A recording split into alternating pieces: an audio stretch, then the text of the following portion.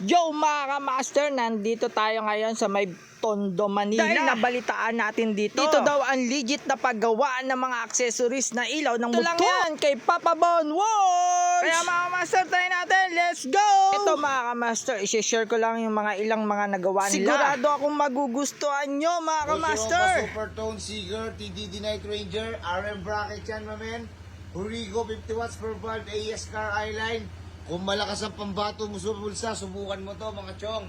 Available sa main branch ko yan, Claro M Recto, Tondo, Manila. Waste nyo lang po, Vega Bon Works. Available setup tayo. Yung pag tinawag na RGB mga chong, pwede po yung baguhin ng kulay, ano. Mapapansin mo, gusto mong all white, pwede rin.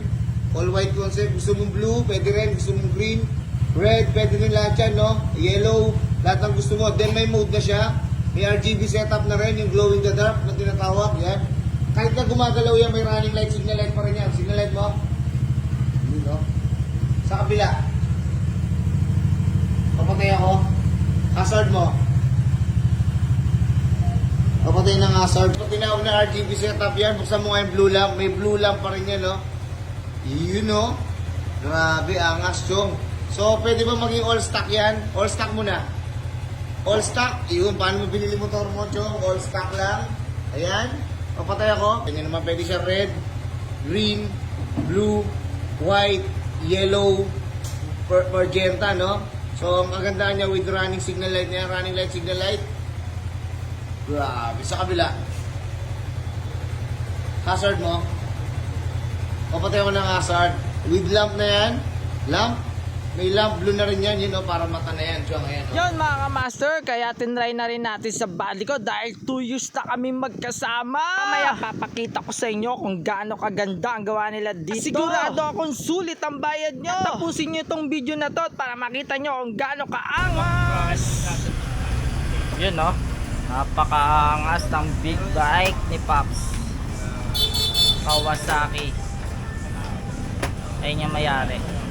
Tanungin natin siya kung ilan cc yan. Yo mga ka-master, lapitan natin. Pops, tanong lang.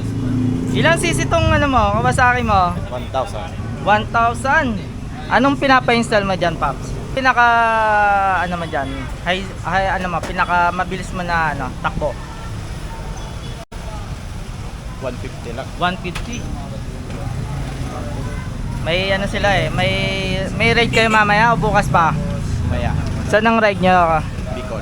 Ah, Bicol. Ah, grupo din sila. Puro big bike kayo. O, ingat na lang. Ride safe na lang, ka-master. Thank Yun. you. Thank you, thank you.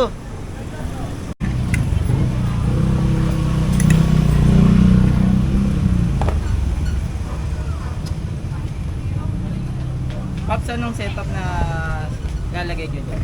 MDL Lorne sir, Origo, tapos Pia Horn. Yun.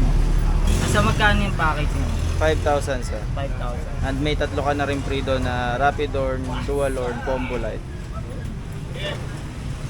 Ka-master, di ba nag-open din kayo sa may Pampanga? Saan kayo sa Pampanga? Sa may Minalin, Pampanga sir. Minalim pa. Santo Domingo, Minalin. Yun yung second branch nyo, di ba? Ah, Tapos may open din kayo sa Las Piñas. yes sir, meron. Wala pang schedule kung kailan. Wala pang schedule eh. Bali, ginagawa pa lang yung shop niya.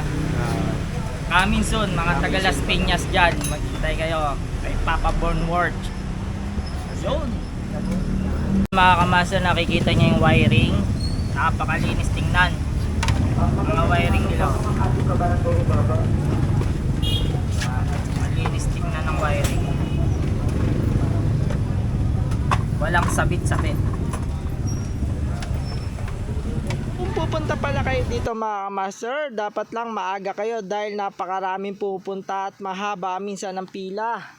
Yung setup na naman tayo, Yamaha Aerox version 2 setup lights overall. Sa umuwi, Pops? Project 4. From Project 4 QC. Yan, sarap. Ito yung mga napili ni Pops, no?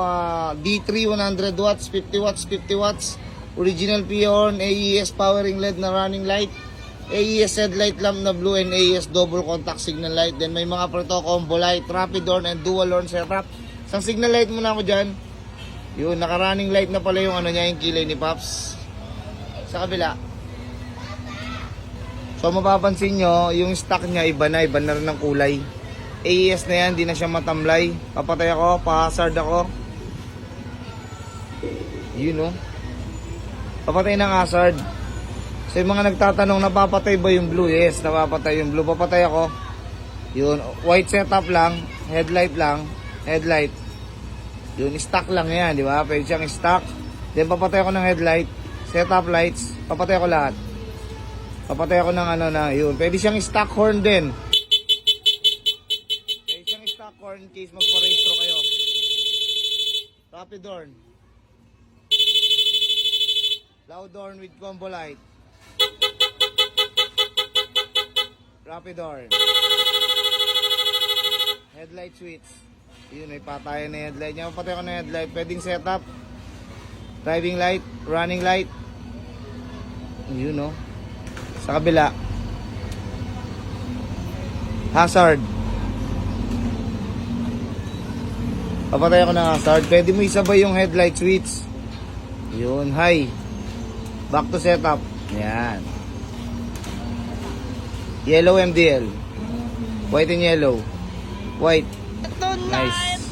na mga kamaster. Napakaangas, nakikita nyo ba yan? Yan na po ang finished product ni Papa Bon Works. O ang masasabi nyo mga kamaster. Ito kamaster, isi-share ko lang din yung pinagawa ko at pinalagay ko mini driving light dahil napaka-importante nito sa mga riders na katulad natin, lalo na sa gabi at umuulan.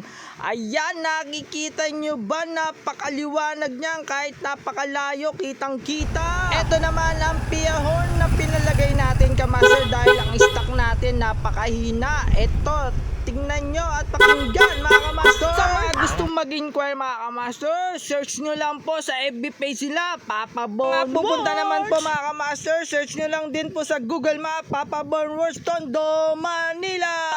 Yo mga kamaster, maraming salamat po sa panonood. Please like and share. Yo mga kamaster, Stone.